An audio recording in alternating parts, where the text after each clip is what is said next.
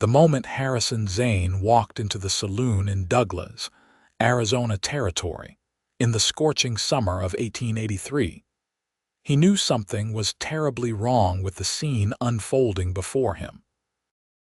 A young woman with long auburn hair stood on a makeshift platform at the far end of the room, her wrists bound with rope, her dress torn at the shoulder, while a portly man in an expensive suit gestured wildly at the crowd of leering men gathered around her. Harrison stopped just inside the swinging doors, his hand instinctively moving to rest on the worn grip of his Colt revolver. He had ridden into Douglas 3 days ago with a herd of cattle destined for the mining camps up north, planning only to resupply and rest his horse before moving on. The last thing he needed was trouble, but the desperate look in the woman's green eyes as she scanned the crowd made something tighten in his chest.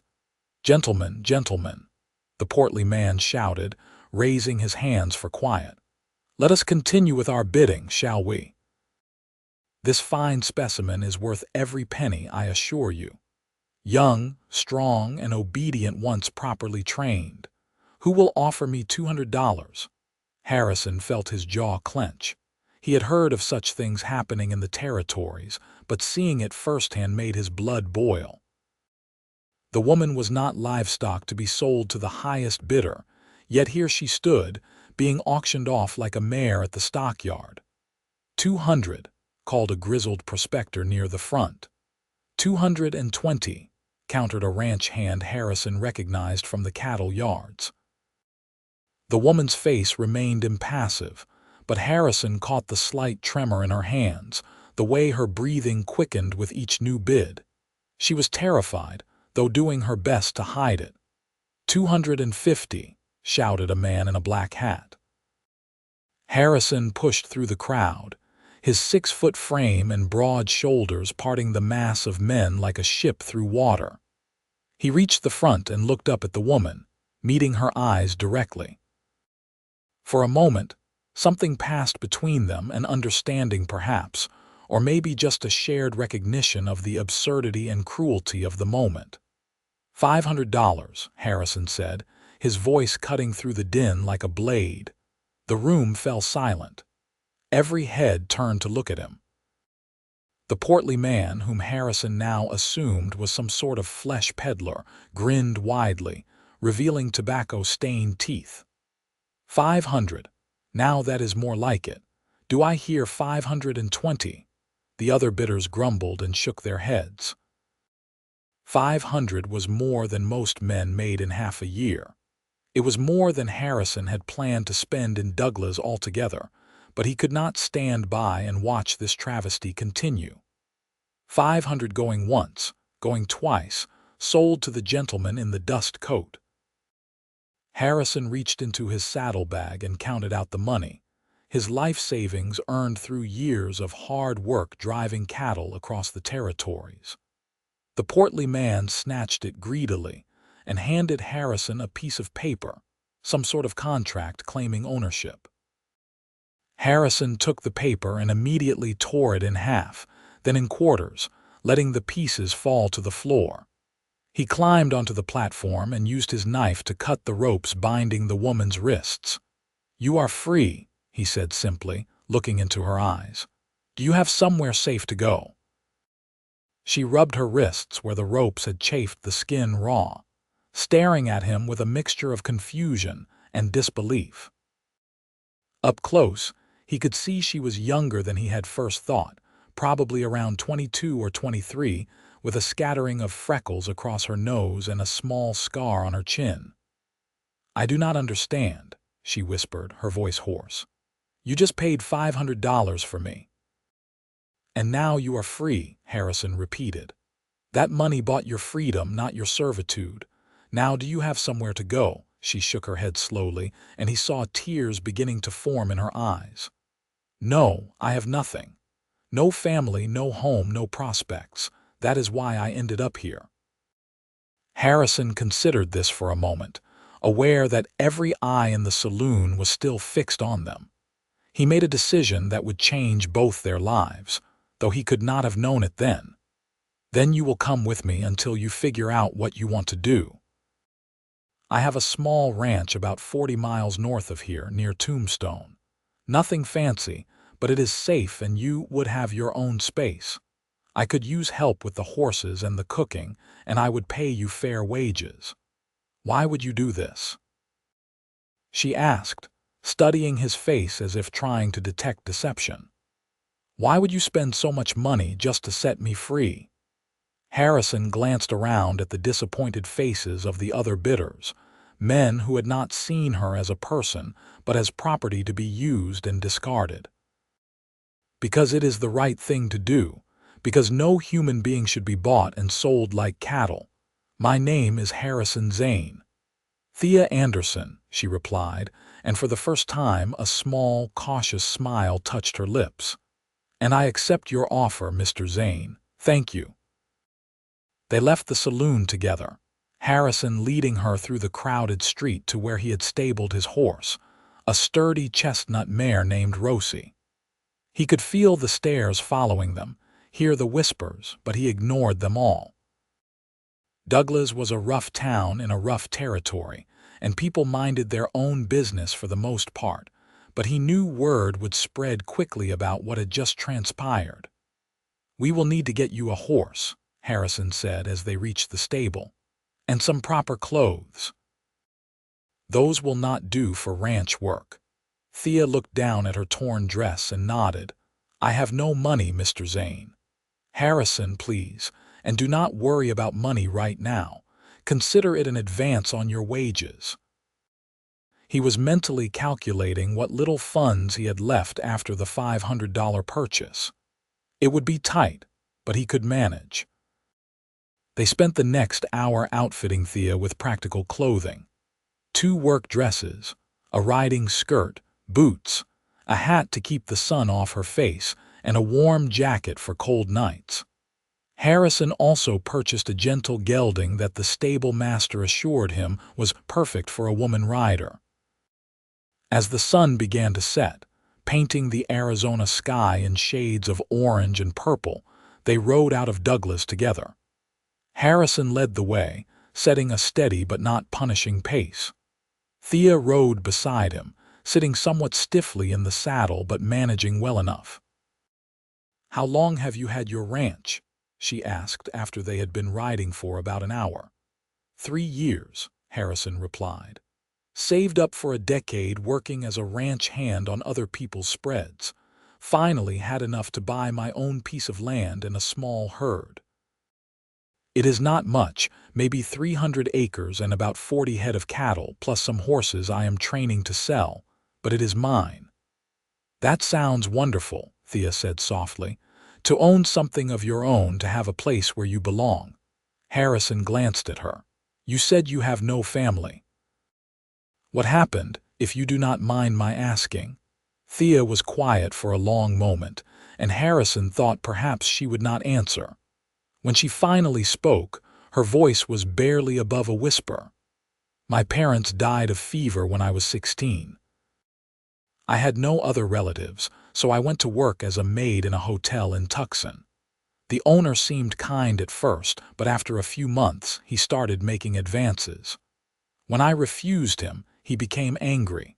He claimed I owed him money for room and board, said I would have to work off the debt. The debt kept growing no matter how hard I worked. Eventually, he sold that debt to the man you saw today, Mr. Carmichael. Carmichael brought me to Douglas and said the only way to clear the debt was through the auction." Anger flared hot in Harrison's chest. He had suspected something like this, but hearing the details made it worse. "That is called debt bondage, and it is supposed to be illegal, even out here." Supposed to be and actually being are 2 different things, especially for a woman alone with no one to speak for her, Thea said with a bitter edge to her voice. "I had resigned myself to whatever fate awaited me, and then you appeared." They rode in silence for a while after that, the only sounds the clip-clop of the horses' hooves and the occasional cry of a night bird. When full darkness fell, Harrison led them off the main trail to a small grove of cottonwood trees where a creek provided fresh water. "We will camp here tonight," he said, dismounting. "It is not safe to travel these roads after dark, too many bandits and wild animals." Thea slid down from her horse with a barely suppressed groan. "I am not used to riding," she admitted. "I fear I will be quite sore tomorrow." "It gets easier," Harrison assured her. He unsaddled both horses and set about making camp, building a small fire and laying out bedrolls on opposite sides of the flames. He noticed Thea watching him work, her expression unreadable. "I want you to know that you are safe with me," he said, meeting her eyes across the fire. "I am not the kind of man who would take advantage of a woman in your situation. You have my word." Thea's shoulders relaxed slightly. "I believe you, Harrison. You have already shown me more kindness than I have known in years. I will not forget it." Harrison prepared a simple meal of beans and salt pork, with coffee to wash it down. They ate in comfortable silence, both exhausted from the day's events. As the fire burned low, Harrison stood and retrieved something from his saddlebag. "Here," he said, handing Thea a small pistol. "Do you know how to use one of these?" She shook her head, looking at the weapon uncertainly. "I will teach you tomorrow," Harrison said. "Out here, everyone needs to know how to protect themselves. You will keep this with you from now on." Thea took the pistol, weighing it in her hand. "You are giving me a gun. You just met me. How do you know I will not rob you and run off in the night?" Harrison smiled. "Because I am a good judge of character and you are not that kind of person. Besides, I am a light sleeper." She laughed then, a genuine sound that seemed to surprise her as much as it pleased him. "Thank you, Harrison, for everything." "Get some rest," he said, settling into his own bedroll. "We have a long ride tomorrow." Harrison lay awake for a while, staring up at the stars scattered across the black velvet sky. He thought about the $500 he had spent, money he had planned to use to expand his herd. He thought about the young woman sleeping across the fire from him, a stranger who was now his responsibility, at least for the time being. He should have felt regret, or at least uncertainty about his impulsive decision.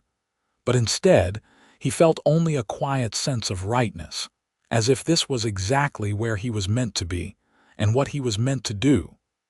The next morning, they woke with the sun and were back on the trail within an hour. Harrison showed Thea how to hold the pistol properly, how to aim, and explained the basics of gun safety. She proved to be an attentive student, asking intelligent questions and practicing the motions until he was satisfied she would not accidentally shoot herself or the horse. "We will do some actual target practice once we reach the ranch," he said as they rode. "No point wasting ammunition out here." The landscape around them was stark and beautiful, all red rock and scrub brush, with mountains rising purple in the distance. Thea seemed entranced by it, her eyes constantly moving, taking in every detail. "It is so different from Tucson," she said. "More wild somehow." "That is the Arizona territory for you," Harrison replied. "Beautiful and deadly in equal measure, you have to respect it." They reached the ranch just before sunset on the second day of traveling.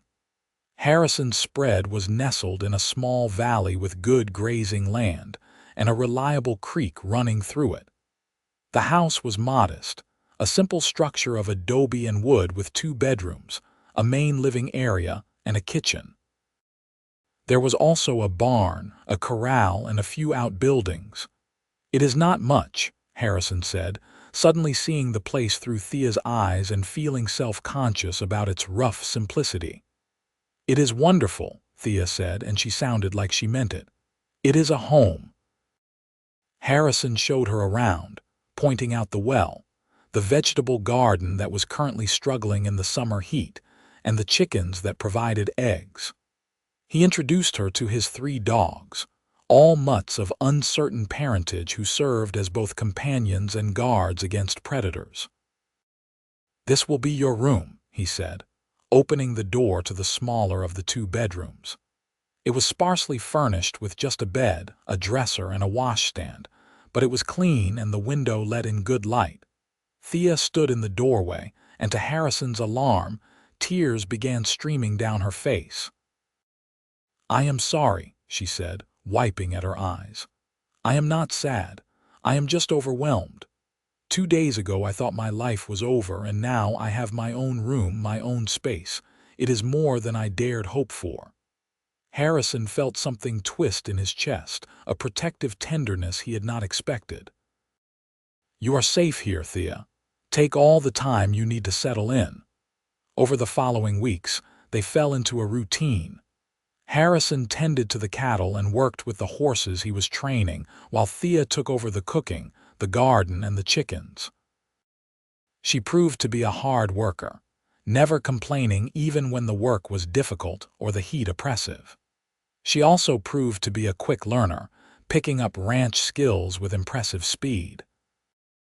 Harrison found himself looking forward to mealtimes, when they would sit together and talk about their days. Thea had a sharp wit and a curiosity about everything, asking him countless questions about ranching, horses, and the territory. In turn, she began to open up about her own past, sharing memories of her parents and her childhood in a small farming community in Missouri. "We were happy then," she said one evening as they sat on the porch watching the sunset. "Poor, but happy. My father used to say that happiness did not come from what you had, but from the people you shared it with." "He sounds like a wise man," Harrison said. "He was." Thea was quiet for a moment. "I think he would have liked you." Harrison felt warmth spread through his chest at these words. Over the past few weeks, his feelings for Thea had been growing into something more than just friendly concern. He found himself noticing little things about her. The way she hummed while cooking, the gentleness with which she treated the animals, the strength in her hands from hard work, and the kindness in her eyes despite all she had endured. He had not acted on these feelings, of course. Thea had been through enough without him complicating things with unwanted romantic attention. She was his employee, under his protection, and he would not abuse that position of power. But he could not help the way his heart lifted when she smiled at him, or the way he found excuses to work near wherever she was. One afternoon, about 6 weeks after Thea's arrival, Harrison was in the barn repairing a saddle when he heard a commotion from the house. He dropped his tools and ran toward the sound, his hand on his gun. He found Thea in the kitchen, backed into a corner by a rattlesnake that had somehow gotten inside. "Do not move," Harrison said quietly, drawing his pistol. In one smooth motion, he aimed and fired, blowing the snake's head clean off. The gunshot echoed in the small space, leaving their ears ringing. Thea stood frozen for a moment, then her knees buckled. Harrison caught her before she could fall, his arms wrapping around her instinctively. She clung to him, shaking. "I am sorry," she gasped. "I am not usually so weak, I just froze when I saw it." "There is nothing weak about being frightened of a rattlesnake," Harrison said, still holding her. "That was a big one, could have killed you with one bite." Thea looked up at him, her face pale but her eyes clear. They were standing very close, closer than they had ever been before. Harrison became acutely aware of her body pressed against his, the faint scent of lavender soap in her hair, the rapid rise and fall of her breathing. "You saved my life," she whispered. "You would have done the same for me," Harrison replied, though his voice came out rougher than intended. For a long moment, neither of them moved. Harrison felt the tension crackling between them like electricity before a storm. He knew he should step back, put proper distance between them, but he could not seem to make himself do it. It was Thea who moved first, rising onto her toes and kissing him.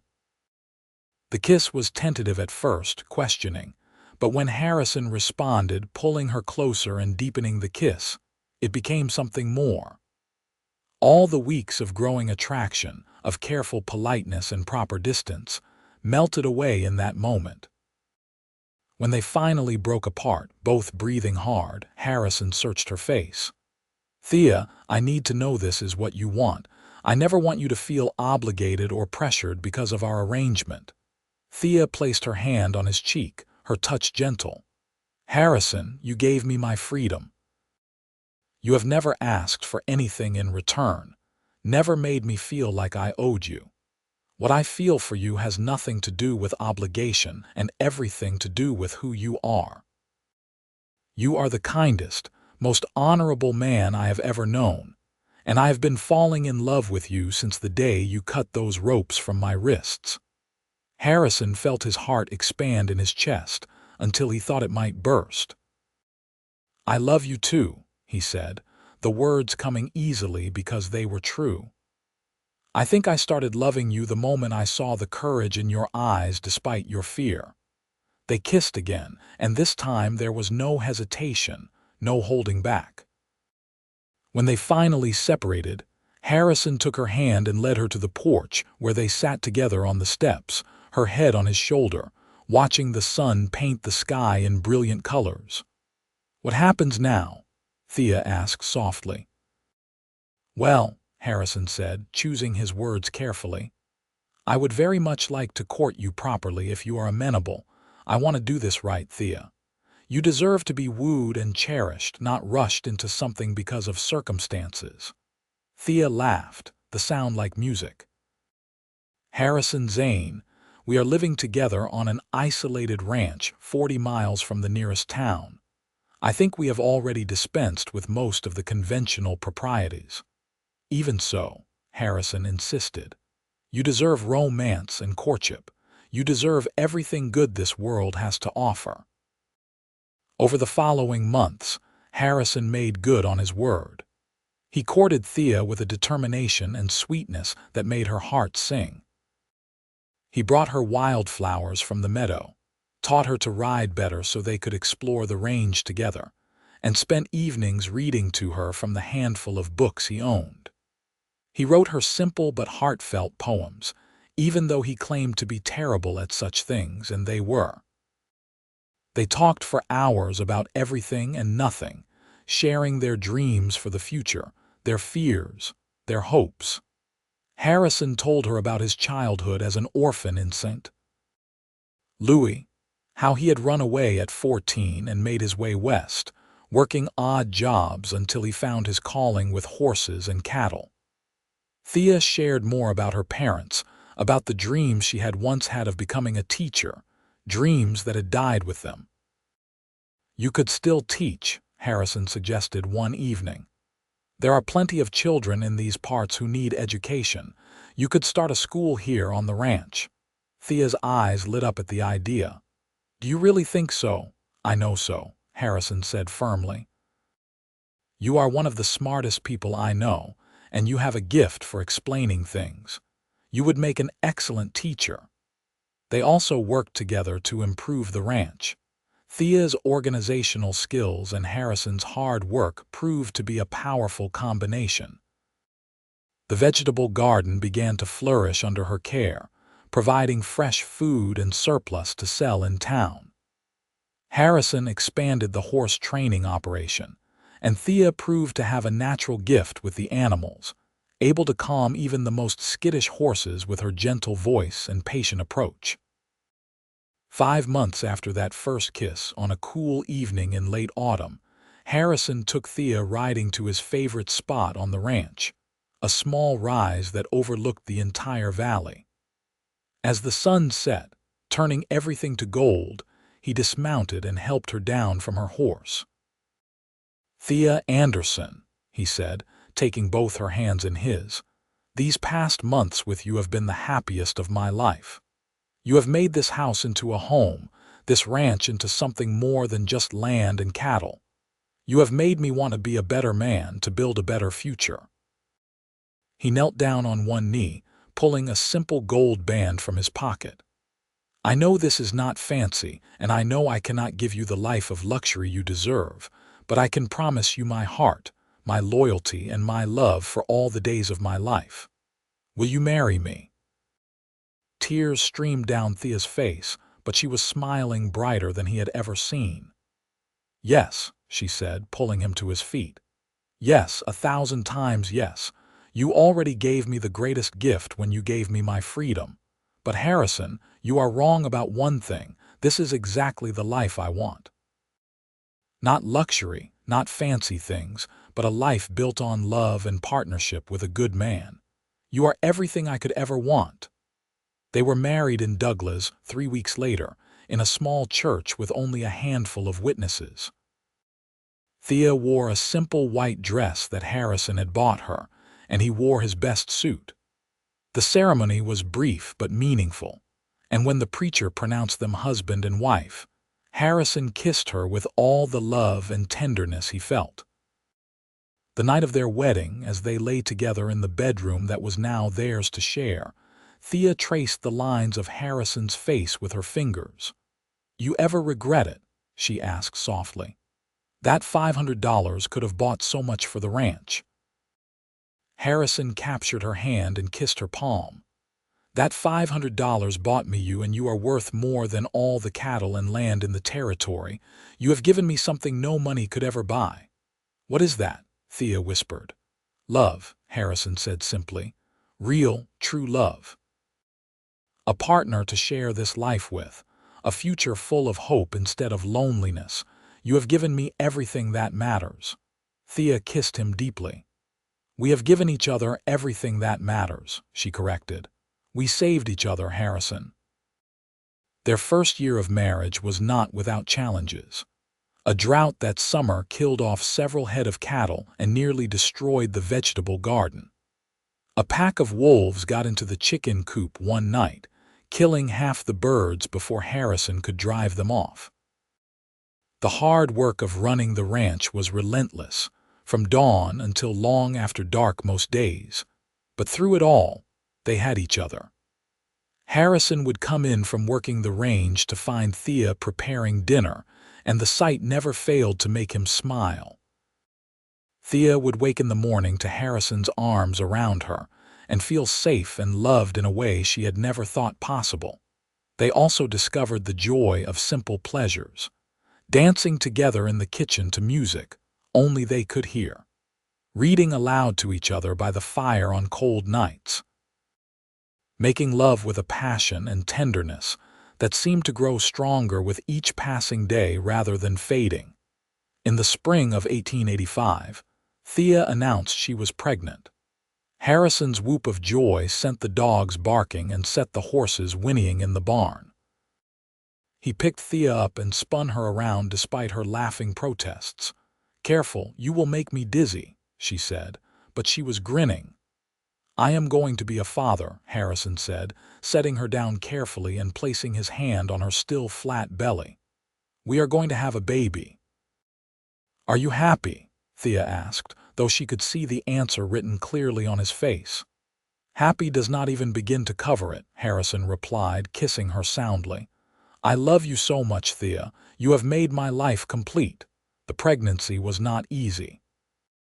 Thea suffered from terrible morning sickness in the early months, and the Arizona summer heat made her swollen and uncomfortable as she grew larger.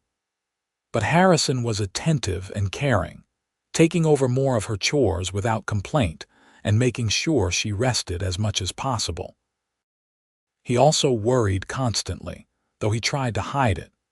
They were 40 miles from the nearest doctor, and childbirth was dangerous even under the best circumstances. He had seen animals die giving birth, had heard stories of women who never recovered from the ordeal. The thought of losing Thea terrified him more than anything ever had. Thea, sensing his fear, took his hand one evening as they sat on the porch. "I will be fine, Harrison. I am strong, and women have been having babies since the beginning of time." "I know," Harrison said, but his grip on her hand tightened. but I cannot bear the thought of anything happening to you. You are my whole world." "Then trust that I will fight with everything I have to come back to you," Thea said firmly. "This baby needs both of us, and I have no intention of leaving either of you." As Thea's due date approached in late October, Harrison rode into Douglas and convinced the local midwife, a capable woman named Mrs. Henderson, to come stay at the ranch for a few weeks. He paid her generously and set her up in a comfortable room, determined that Thea would have the best care possible. Thea went into labor on a cool October evening. The labor was long and difficult, lasting through the night and into the next day. Harrison paced outside the bedroom door, listening to Thea's cries and feeling utterly helpless. He prayed more in those hours than he had in his entire life, bargaining with God, making promises, begging for Thea's safety.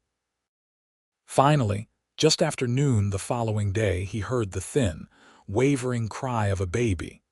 His heart seemed to stop, then start again in double time. A moment later, Mrs. Henderson opened the door, smiling. "You have a healthy son, Mr. Zane, and your wife is tired but well. You can come in now." Harrison practically ran into the room. Thea lay in the bed, looking exhausted but radiant, holding a small bundle wrapped in a blanket. He approached slowly, almost reverently, and looked down at the tiny red face of his son. "He is perfect," Harrison whispered, his voice thick with emotion. "He has your eyes," Thea said softly, looking up at Harrison with love shining in her tired face. "What should we name him?" They had discussed names for months but never settled on anything definite. Now, looking at his son, Harrison suddenly knew. "James," he said. "James Henry Zane, after both our fathers." Thea's eyes filled with tears. Harrison had never known his father, had been left on the steps of an orphanage as an infant, but he had always imagined the man's name might have been James. And Thea's father had been named Henry. "That is perfect," Thea said. "Hello, James. Welcome to the world, little one." Harrison sat on the edge of the bed, putting his arms around both Thea and their son. "Thank you," he said to Thea. "Thank you for him, for you, for this life we have built together." "We built it together," Thea reminded him, the same words she had spoken on their wedding night. "Everything we have, everything we are together." The years that followed were full and rich. James grew into a strong, curious boy who adored both his parents and seemed to have inherited Harrison's way with animals and Thea's quick mind. When he was 3, Thea gave birth to twin daughters, Sarah and Elizabeth, who brought even more joy and chaos into their lives. True to Harrison's prediction years earlier, Thea did eventually start a school. When James was 5, she began teaching him and a handful of children from neighboring ranches, holding classes in the barn during the cooler months. The school grew each year, and eventually, Harrison built a dedicated schoolhouse on their property. Thea proved to be an excellent teacher, beloved by her students and respected by their parents. The ranch prospered as well. Harrison's reputation as a horse trainer spread throughout the territory, and people came from as far as Tucson and Phoenix to buy his animals. The cattle herd grew to over 200 head, and they purchased additional land, expanding their original 300 acres to over 1,000.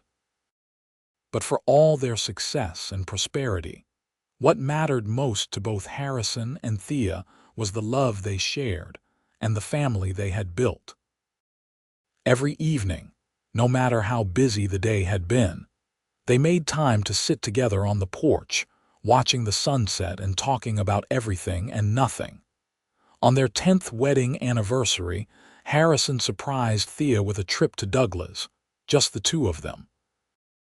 His sister-in-law, married to a rancher on the neighboring spread, agreed to watch the children for a few days.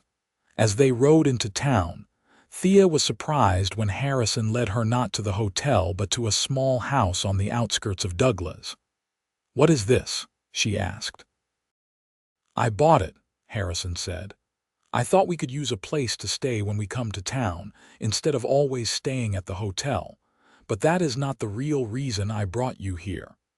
He helped her dismount and led her inside. The house was small but nicely furnished, with a parlor, a kitchen, and 2 bedrooms. Harrison took her to the back bedroom and opened the door. Inside was a woman, perhaps 60 years old, with gray hair and kind eyes. She stood up from her chair when they entered, looking nervous.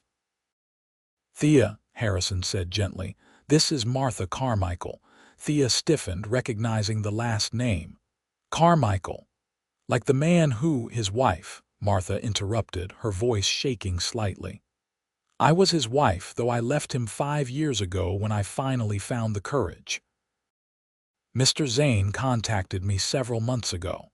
He wanted to make sure you knew that your debt, the one my husband claimed you owed, was completely fabricated. He kept false ledgers, always did, trapping girls with fake debts. I brought the real books to prove it if you want to see them." Thea looked at Harrison in confusion. "But I already know it was false. We have been married 10 years.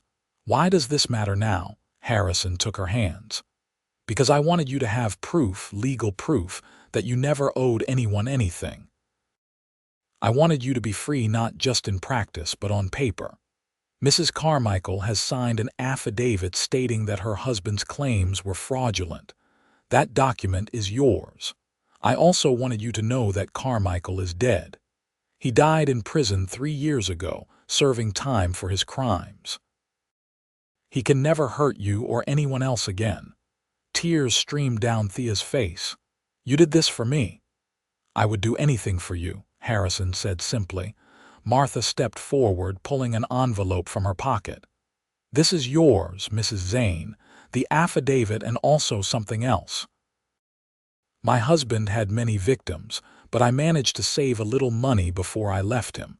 It is not much, only about $200, but I wanted you to have it, as a small compensation for what he put you through." Thea shook her head. "I cannot take your money, Mrs. Carmichael." "You need it more than I do. Please," Martha said. "It would ease my conscience. I knew what my husband was doing, or at least suspected, and I did nothing for too long. Let me do this small thing." Thea looked at Harrison, who nodded. She took the envelope and then, to Martha's surprise, hugged the older woman. "Thank you," Thea said, "for your courage in leaving him and for this." After Martha left, Thea and Harrison sat together in the small house. Thea opened the envelope and looked at the legal documents, tangible proof of what she had always known in her heart, that she had been a victim, that the debt had been a lie, that she had never owed anyone her freedom. "How did you find her?" Thea asked. "It took some work," Harrison admitted. "I hired a lawyer in Tucson to track her down. I wanted to give you this closure, to make sure there were no loose ends, nothing that could ever come back to haunt you." Thea set the papers aside and turned to face Harrison fully. "Do you know what amazes me most about you, even after 10 years of marriage?" "What?" Harrison asked. "That you are still thinking of ways to take care of me, to protect me, to give me peace. You freed me once, and you just keep on freeing me in new ways. I love you so much, Harrison Zane." "I love you too," Harrison said, pulling her close. "More than I did the day we married, which I would not have thought possible." They spent 2 wonderful days in Douglas, enjoying the rare luxury of being alone together. They ate at restaurants, went to a theatrical performance, and spent long hours simply talking and being together without the demands of children and ranch work. On their last night in town, as they lay together in bed, Thea said, "I have been thinking about that $200 from Mrs. Carmichael." "What about it?" Harrison asked, running his fingers through her hair. "I want to use it to help other women who find themselves in situations like I was in. Maybe we could establish some sort of fund, work with the churches or the law to identify women who are being exploited and help them get free." Harrison smiled. That is a wonderful idea. You have such a good heart, Thea. We could call it the Freedom Fund, Thea continued, warming to the idea. Start with the $200 and add to it as we can. Maybe get others to contribute as well. Consider it done, Harrison said. When we get home, we will start making arrangements. The Freedom Fund became Thea's passion project over the next several years. With Harrison's full support and the help of several like-minded people in Douglas and Tombstone, she managed to help over a dozen women escape situations of exploitation and abuse. Some of the women came to work at the ranch temporarily, until they could get on their feet. Others were helped to relocate to family in other states or set up with honest jobs in town. Every woman they helped felt like a victory to Thea, a way of paying forward the gift Harrison had given her so many years ago. And every time she successfully helped someone, Harrison fell in love with her all over again, amazed by her strength, compassion, and determination. Their children grew and thrived. James, at 16, was already as tall as his father and showed promise of being an even better horseman. He had his mother's compassionate heart and his father's steady strength, a combination that made Harrison and Thea incredibly proud. The twins, Sarah and Elizabeth, were 13 and already showing distinct personalities. Sarah was bold and adventurous, more interested in riding and roping than in traditional feminine pursuits. Elizabeth was quieter and more studious, with a gift for music and a desire to become a doctor, of all things. Thea encouraged both girls to pursue their interests, determined that her daughters would have the choices and opportunities she had been denied in her youth. In 1898, 15 years after that fateful day in the Douglas saloon, Harrison and Thea celebrated their 13th wedding anniversary. They were in their early 40s now, both showing touches of gray in their hair and lines around their eyes from years of sun and laughter. They stood together on the porch of their ranch house, which had been expanded over the years to accommodate their growing family. The original small structure was now the core of a sprawling, comfortable home with 6 bedrooms, a large kitchen, a library, and even indoor plumbing, a luxury Harrison had installed the year before. "You ever think about that day?" Thea asked, leaning against Harrison's shoulder. "The day you walked into that saloon." "Every day," Harrison replied honestly. "Best $500 I ever spent," Thea laughed. "You know, I have given that money a lot of thought over the years. When you paid it, you gave me my physical freedom. But what you gave me after that, your respect, your love, your partnership, that freed me in ways that money never could. You freed my heart, my spirit, my very soul.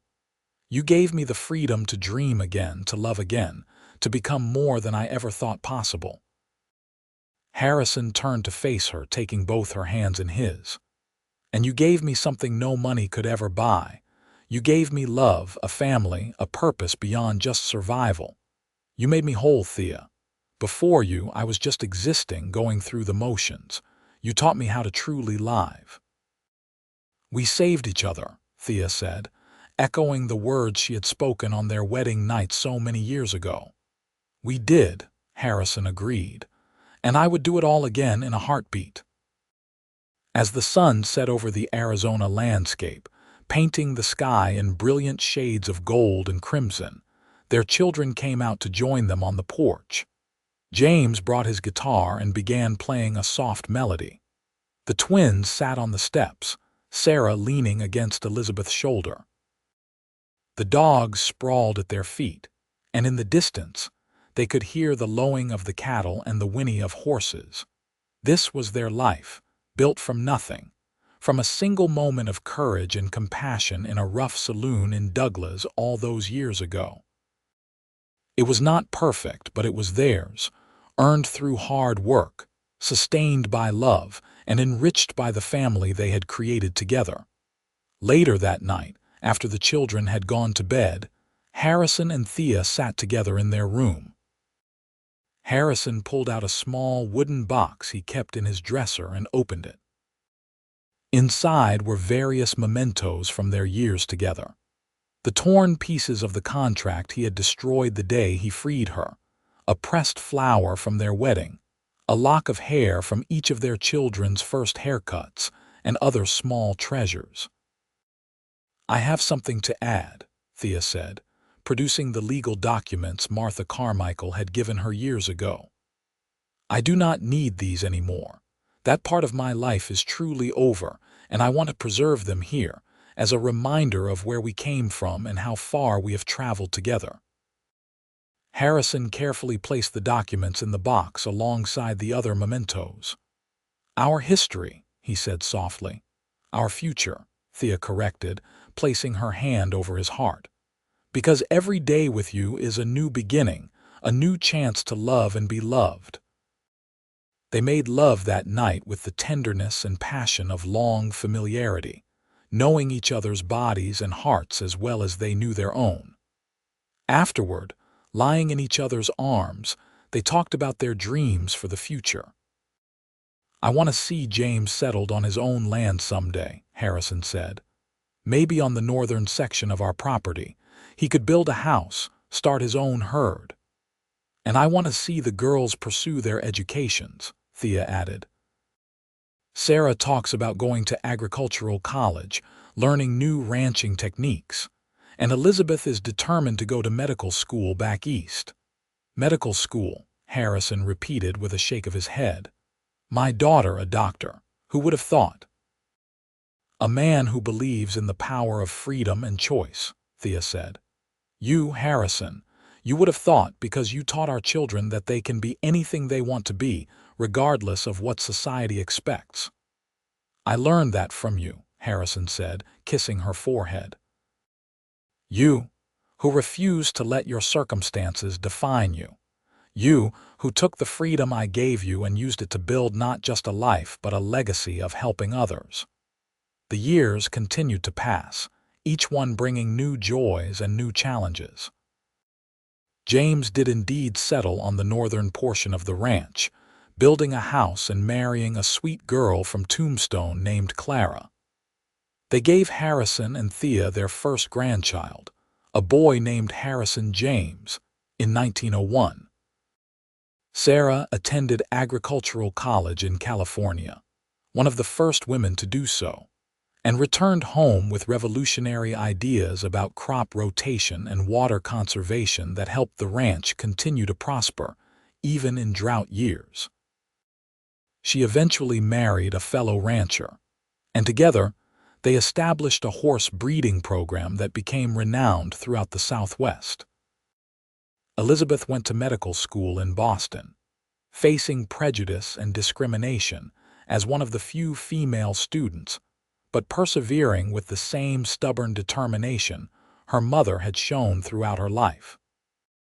She graduated at the top of her class and returned to Arizona, setting up a medical practice in Douglas where she served the community for over 40 years. The Freedom Fund continued to grow and help women throughout the territory, and after 1912, the state of Arizona.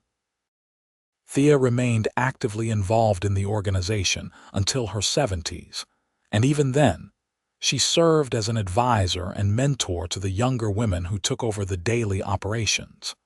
Harrison and Thea grew old together, their love deepening and maturing with each passing year. They faced hardships, certainly. The death of friends, difficult financial times, the anxieties of children and grandchildren facing their own struggles. But through it all, they had each other, and that made everything bearable. On a warm spring evening in 1925, Harrison and Thea sat on their porch, just as they had done thousands of times before. They were in their 60s now, both moving slower than they once had but still strong and healthy. The ranch was thriving under James's management, though Harrison still helped out when he could, unable to fully retire. 42 years, Harrison said, taking Thea's hand. 42 years since I walked into that saloon in Douglas. The best 42 years of my life, Thea said, squeezing his hand. Every single day with you has been a gift, Harrison. Even the hard days, Harrison asked with a slight smile. Especially the hard days, Thea replied. Because those are the days when I learned what we were truly made of, when our love was tested and proven strong. They sat in comfortable silence for a while, watching the sunset. Their great-grandchildren, 3 of them now, played in the yard under the watchful eye of their parents. The sound of their laughter filled the air, a promise of the future and the legacy that Harrison and Thea had built together. "You have any regrets?" Thea asked softly. Harrison considered the question carefully. "Only one," he said finally. "I regret that I did not have more money that day in Douglas, that I could not have freed more women, not just you." "But we did free more women," Thea reminded him. "Through the Freedom Fund, through the example we set, through the way we raised our children to value justice and compassion. That $500 you spent was not just for me. It was the seed that grew into something much larger." "I never thought of it that way," Harrison admitted. "Well, I have," Thea said. "I have thought about it a lot over the years. That money, that choice you made, it rippled outward in ways neither of us could have imagined. Our children, our grandchildren, the women we helped, the families they went on to create, all of it stems from that one moment of courage and compassion." Harrison pulled her close and she rested her head on his shoulder, just as she had done so many times before. "I love you, Thea Zane, more than words can express. And I love you, Harrison Zane. You gave me my freedom and I gave you my heart, best trade I ever made." They sat together as the sun dipped below the horizon, painting the sky in brilliant colors. The Arizona landscape stretched out before them, the land they had worked and loved for over 4 decades. This was their home, their legacy, their love made manifest in earth and sky and family. As the first stars began to appear in the darkening sky, Thea said, "Tell me again about that day. I want to hear it in your words." Harrison smiled. He had told this story many times over the years, to their children, to friends, but he never tired of it. "I walked into that saloon not expecting anything more than a drink and maybe a card game. But then I saw you standing there, so brave despite your fear, and I knew I could not just walk away. I did not think about the money or the consequences. I just knew I had to do something." "And you did," Thea said softly. "You changed my life, changed everything." "We changed each other's lives," Harrison corrected. "You made me a better man, Thea. You gave me purpose and meaning. Before you, I was just a drifter with a small ranch. With you, I became a husband, a father, a grandfather. You gave me a family, a real home. That is something no amount of money could ever buy. We gave each other everything that truly matters," Thea said, echoing words they had said to each other countless times over the years, words that had become a sort of mantra for their relationship. They sat together long into the night, talking about the past, the present, and the future. They talked about their children and grandchildren, about the ranch and the Freedom Fund, about all the little and big moments that had made up their life together. As the moon rose high in the sky, Harrison helped Thea to her feet, and they walked inside together, his arm around her waist, her head on his shoulder. They moved slowly but with the comfort of long familiarity, each knowing exactly how the other moved, anticipating each step. In their bedroom, they prepared for bed with the ease of a ritual performed thousands of times. And as they lay together in the darkness, Thea said, "Thank you, Harrison, for everything, for my freedom, for your love, for this beautiful life we built together." "Thank you," Harrison replied, holding her close, "for choosing to stay, for loving me, for making every day an adventure. You are my everything, Thea, and you are mine," she whispered. They fell asleep in each other's arms, as they had done every night for over 40 years. Two people who had found in each other not just love but redemption, purpose, and a wholeness neither had known was possible. The years continued to pass gently. Harrison and Thea celebrated their 50th wedding anniversary in 1933, surrounded by children, grandchildren, and great-grandchildren. The celebration was held at the ranch, with people coming from all over Arizona to honor the couple whose love story had become legendary in the region. James, now in his late 40s, made a toast. "To my parents, who taught us that true love is not just a feeling but a choice you make every day. Who showed us that courage and compassion can change the world. Who built a legacy not of wealth but of family, love, and service to others." The guests raised their glasses, and Harrison and Thea stood together, hand in hand, their eyes shining with tears of joy and gratitude. Elizabeth, visiting from Douglas where she still maintained her medical practice, stood next and spoke. "My mother was freed by my father's courage and resources. But she used that freedom to free countless others. She taught me that we all have the power to make a difference, to reach out a hand and help someone else up. That is the legacy I am most proud to carry forward." Sarah, who had taken over management of the horse breeding program, added her own words. "My father showed me that gender does not define ability. He treated my mother as an equal partner, and he raised me to believe I could do anything a man could do.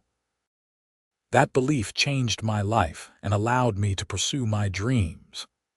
As the evening wore on and the celebration continued, Harrison and Thea slipped away to their favorite spot on the porch.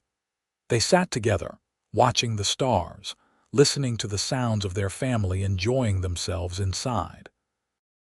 "We did well, did we not?" Harrison said softly. "We did more than well," Thea replied. "We created something beautiful, something lasting. When we are gone, this will continue. Our love, our values, our legacy will live on through them." "I am not ready to be gone yet," Harrison said with a slight smile. "I still have more sunsets to watch with you."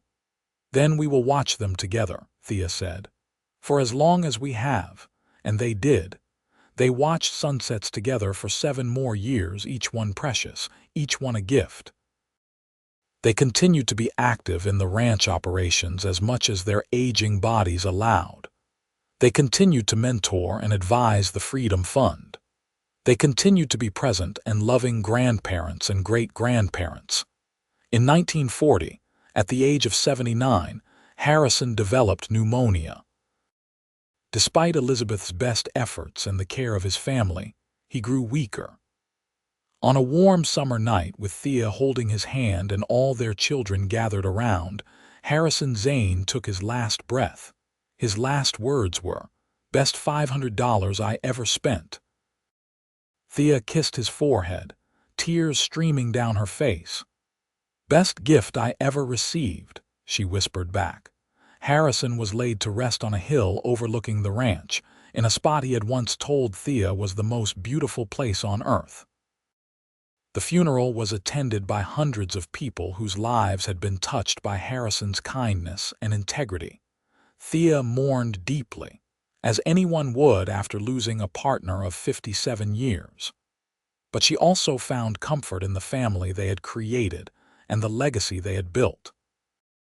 She remained active and engaged, still living on the ranch, still involved in the Freedom Fund, still offering wisdom and love to anyone who sought it. She lived for another 8 years, dying peacefully in her sleep in 1948 at the age of 87. Her children found her in her bed with a smile on her face, clutching a faded photograph of Harrison taken on their wedding day. Thea was buried next to Harrison on that hill overlooking the ranch. Her headstone reads simply, "Thea Anderson Zane, beloved wife, mother, teacher, and friend."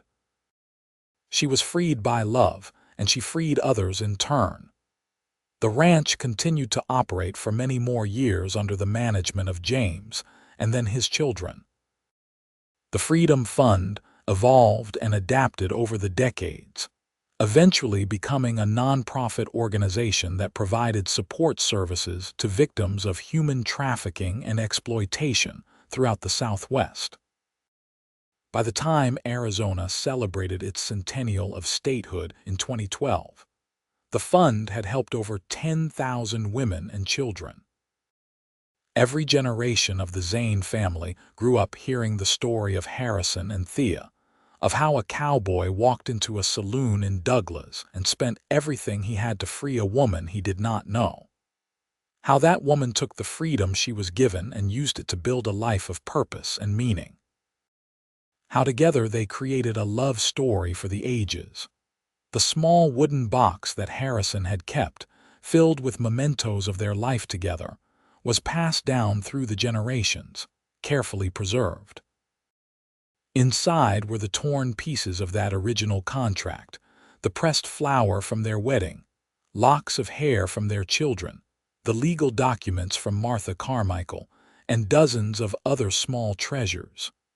Each item told part of the story, a tangible reminder of where the family had come from. But the real legacy was not in objects or even in the ranch and the Freedom Fund, though those were significant. The real legacy was in the values that Harrison and Thea had instilled in their descendants. The belief that every person deserves freedom and dignity, that love is the most powerful force in the world, that courage and compassion can change lives, and that true wealth is measured not in money but in relationships and the good you do for others. Their great-great-grandchildren would grow up in a world vastly different from the rough Arizona territory of 1883. They would have opportunities and freedoms that Thea could never have imagined. But they would also carry forward the lessons of that day in the Douglas saloon, when a cowboy bought a woman's freedom and she gave him something no money could ever buy. A love that transcended time, circumstances, and even death itself. The story of Harrison and Thea became more than just family history. It became a reminder that in a world often driven by greed and self-interest, there are still moments of pure altruism, still people who will sacrifice everything for what is right, still love powerful enough to change the course of lives and generations. And on that hill overlooking the ranch, two headstones stood side by side, marking the resting place of two people who had found in each other the greatest treasure of all, a love that was freely given, freely received, and that multiplied and spread to touch countless lives long after they were gone. The sun still sets over that Arizona landscape, painting the sky in brilliant colors, just as it did when Harrison and Thea sat on their porch together. The ranch still operates, though under different ownership now, and the house they built together still stands, lovingly maintained by the Historical Society as a monument to their story. And sometimes, on quiet evenings, if you stand on that hill where they are buried and listen carefully, you can almost hear the echo of their voices, the sound of their laughter, the whisper of their love carried on the desert wind. A reminder that some things are indeed eternal, that some love stories never really end, and that the choices we make in moments of courage can ripple forward through time in ways we cannot begin to imagine. Harrison gave Thea her freedom with $500. Thea gave Harrison something far more valuable: love, partnership, purpose, and a family that would carry their legacy forward for generations. Together they proved that the most precious things in life cannot be bought or sold, only freely given and gratefully received. Their story began in a saloon in Douglas, Arizona territory, on a hot summer day in 1883. It continued through 57 years of marriage, through children and grandchildren, through hardship and triumph, through all the ordinary and extraordinary moments that make up a life. And in a very real sense, their story continues still, living on in the hearts and lives of all those who descend from them, and all those who were touched by their example of love, courage, and compassion. This is the legacy of Harrison Zane and Thea Anderson Zane. That love freely given is the greatest power in the world, that every person deserves freedom and dignity, and that the choices we make in single moments can echo through eternity, changing lives and shaping the future in ways both seen and unseen. And that is something no amount of money could ever buy.